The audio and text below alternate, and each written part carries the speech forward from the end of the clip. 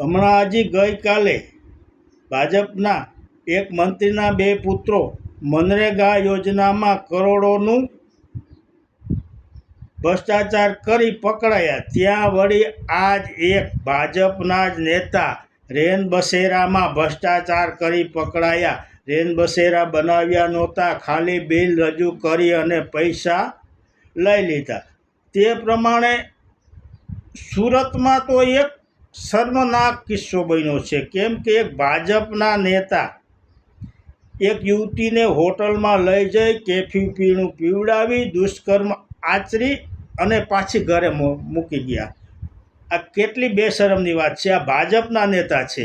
અને ત્રીજા એક નેતા ચોટીલા બાજુના ધારાસભ્ય જેઓ લોકોને ભેગા કરી કહે કે આપને જો અફીણ પીવું હોય તો આવેદનપત્ર આપી અફીણની પરમિટ મેળવી લો અને કહો કે જો આપ આ પરમિટ નહીં આપો તો અમે ભાજપને મત નહીં આપીએ. આવું તેમને કહેડાવે છે. આ છે ભાજપના નેતા. ભાજપનો ભરોસો ક્યાં સુધી? આ છે ભાજપ. આ છે ભાજપની ભેંસ.